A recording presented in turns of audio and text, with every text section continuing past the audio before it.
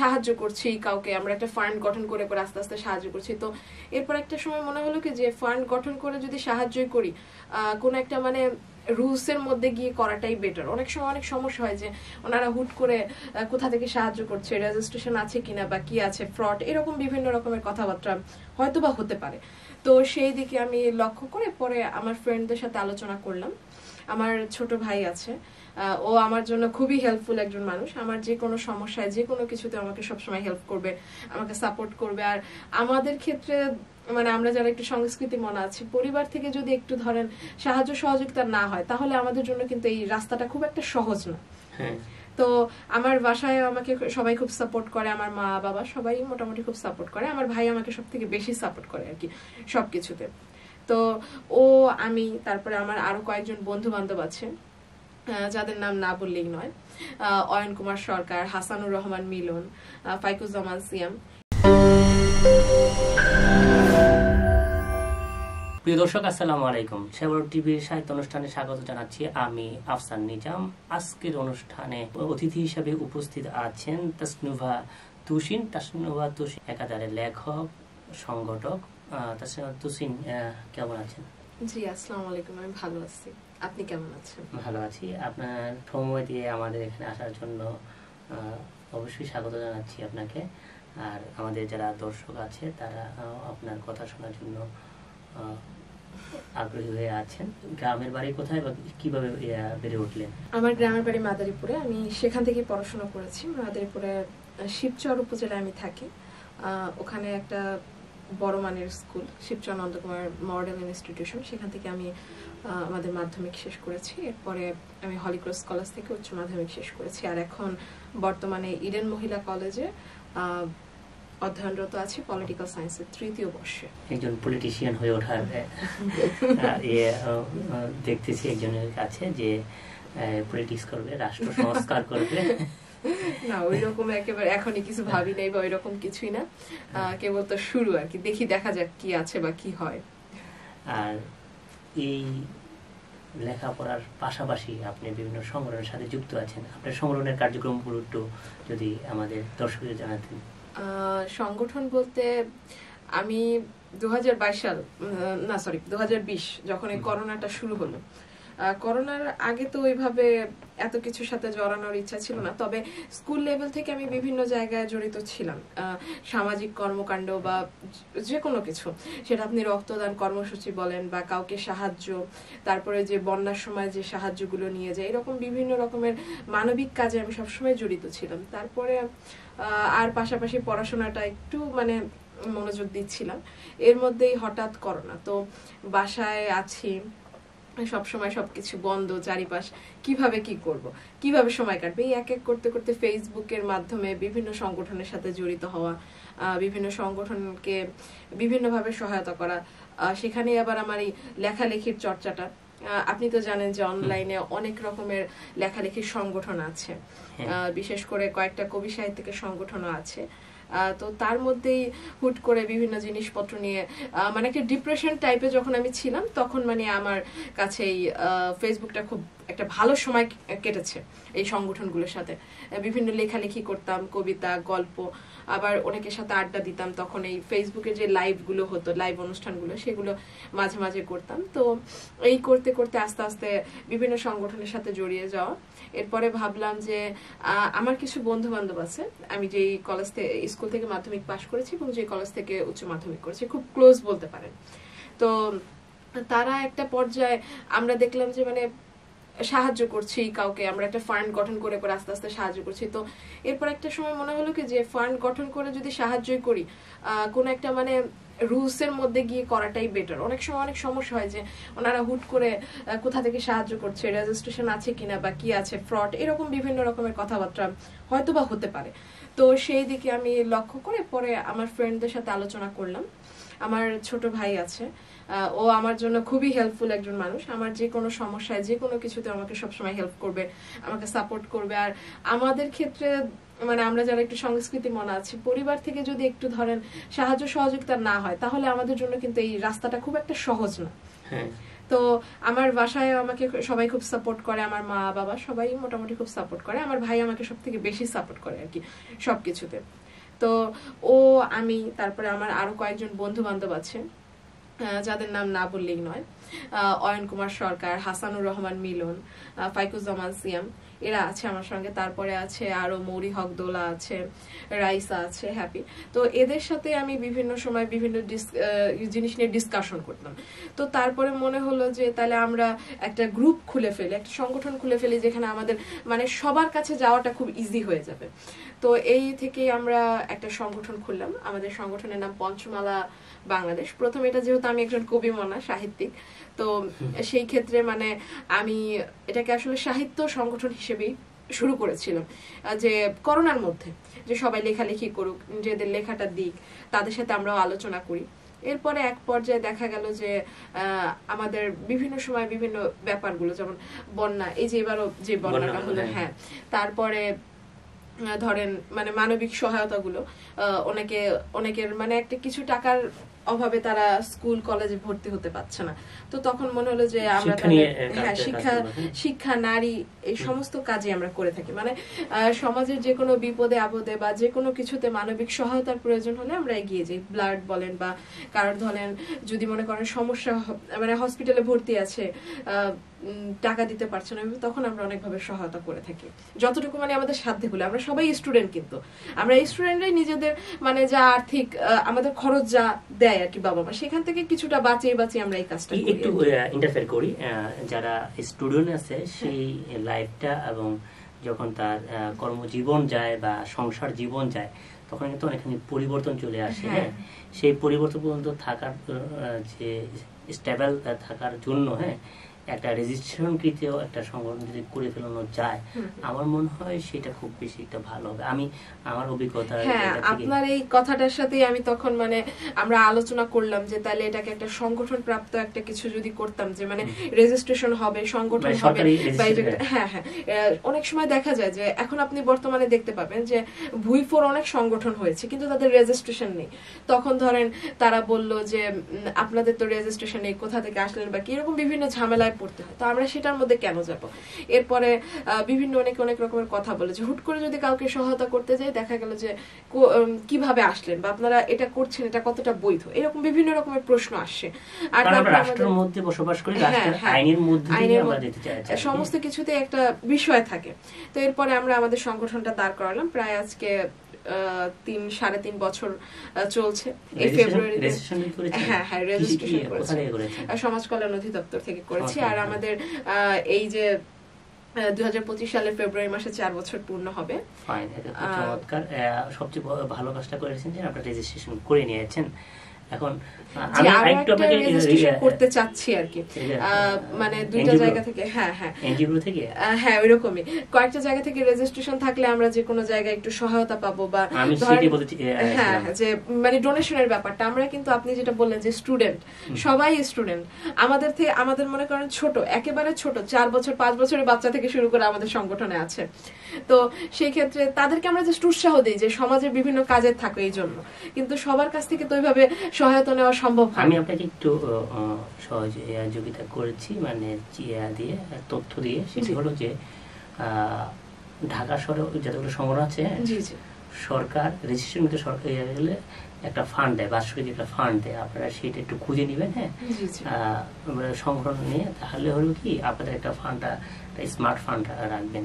আপনাকে আমি আরেকটা তথ্য দিচ্ছি, সেটা হলো যে আপনি যে সংগঠন ছিল একটা কি বলে ফিক্সড ডিপোজিট একটা ফান্ড রাখতে হবে। হ্যাঁ, সেই ফান্ড কখনো ধরবে না। ওখান থেকে যে যদি আপনি ইসলামিক চান, তাহলে সেখানে আপনি ধরেন ইসলামিক ফান্ডে যদি রাখেন, সেখানে একটা যে লভ্যাংশটা আসবে, হ্যাঁ, সেটা শুধু সেটাই ব্যবহার করবেন। আর ওই টাকাটা ক্রমাগত রাখবেন, যাতে একটা টাকা হলে যাতে ওই টাকা যদি প্রথম ওটা মূলধন হিসাবে রেখে দেবেন, এবারে কি বলে সিকিউরিটি মানি হিসাবে থাকবে আপনাদের। ওখানে কেউ হাত দিতে পারবেন। আপনি সামান্যভাবে লিখিত নেবেন যে এই ফান্ডের কখনো যাবে না, আমরা লাগলে সংগঠনের কাজ করবো না, যতটুকু টাকা থাকবে ততটুকু করবে। তাহলে কি আপনার এই সংগঠন কখনো ডেস্ট্রয় হয়ে যাবে না।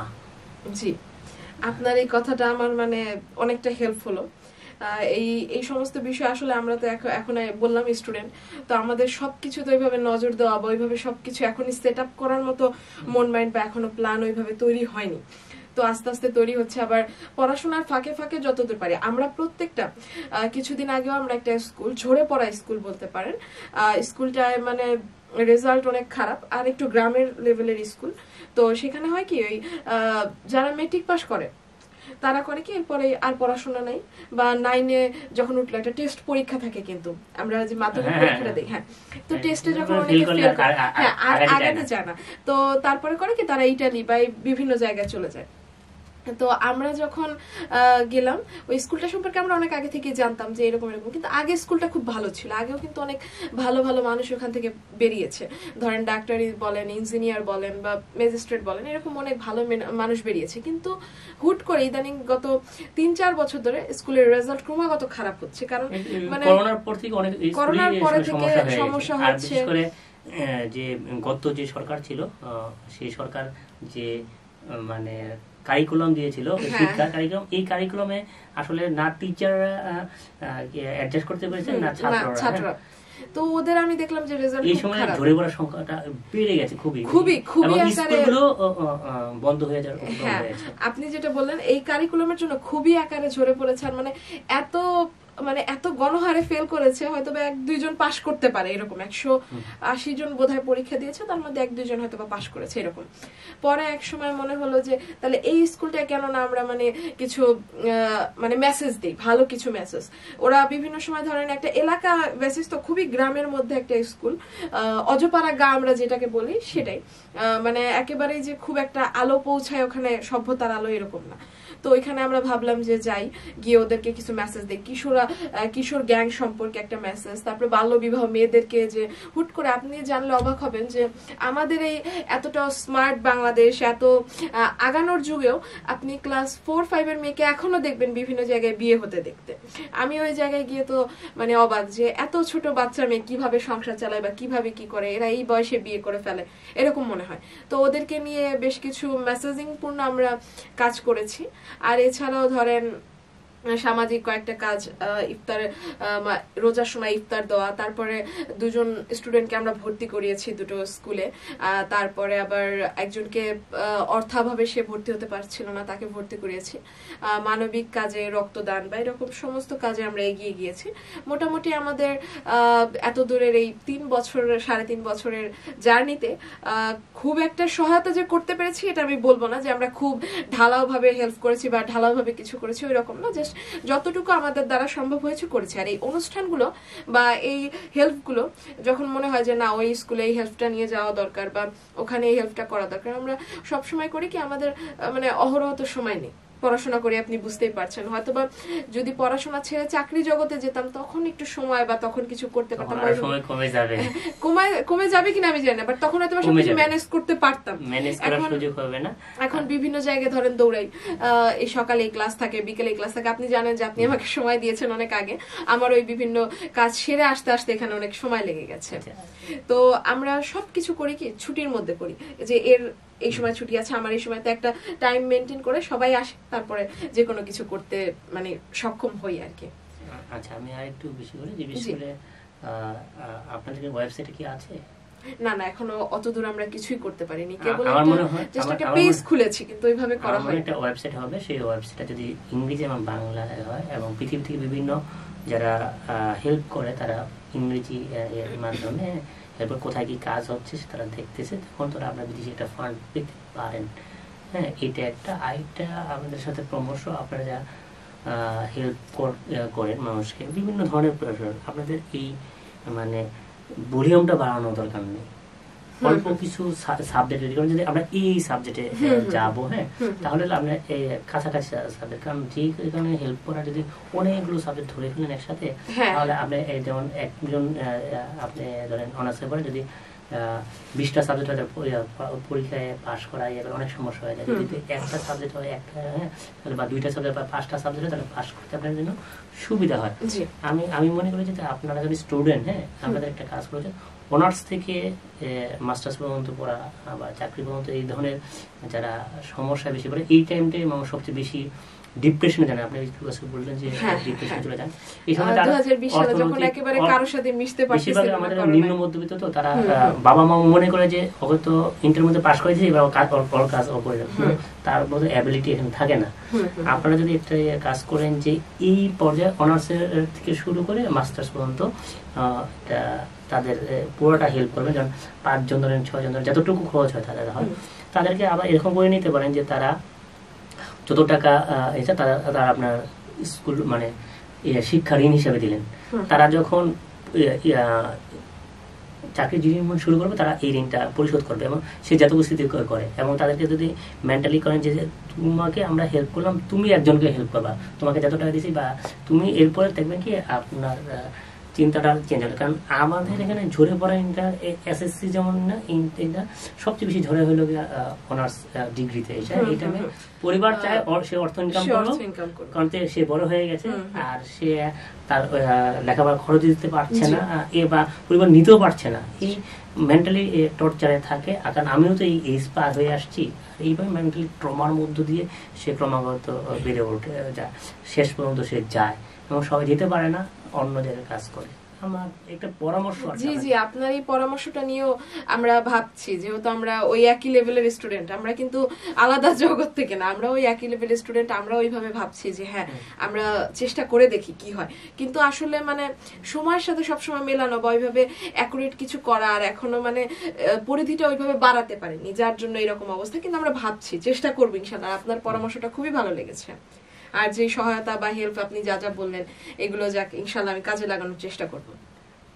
ধন্যবাদ। আমরা তুষিনের সাথে কথা বললাম, তুষিনের যে সামাজিক কার্যক্রম তা সমাজকে আরো এক ধাপ এগিয়ে নেবে, এবং এই ছাত্র জীবন থেকে যারা এই বিষয় নিয়ে চিন্তা করে তারাই মূলত সমাজকে পরিবর্তন করার নিয়ামক। এই নিয়ামক যারা যদি পলিটিক্যাল ভাবে আসে, তারা আমি মনে করবো তারা বেশি কিনে হবে, সমাজকে বেশি দিতে হবে। পলিটিক্সকে আমাদের সমাজ থেকে একটু দূরে রাখা হচ্ছে, কারণ সঠিক পলিটিক্স না থাকার কারণে আমাদের যারা সোশ্যাল ওয়ার্ক করে তারা এখানে যাচ্ছে না। এতে করে কি পলিটিক্যাল মাইন্ডটা যদি না বোঝা যায়, যে কোনো দেশের রাষ্ট্রের তার পলিটিক্স গুরুত্বপূর্ণ। আমরা চাই যে আমাদের স্টুডেন্ট যারা আছে তারা পলিটিক্যালি ভাবে বড় হয়ে উঠুক এবং সমাজকে বুঝুক এবং সমাজের জন্য কিছু করুক। পলিটিক্সটা কি, রাজনীতিটা কি? রাজনীতি হলো কল্যাণ করা, এবং কারা কল্যাণ করতে হবে? যারা পলিটিক্স করে।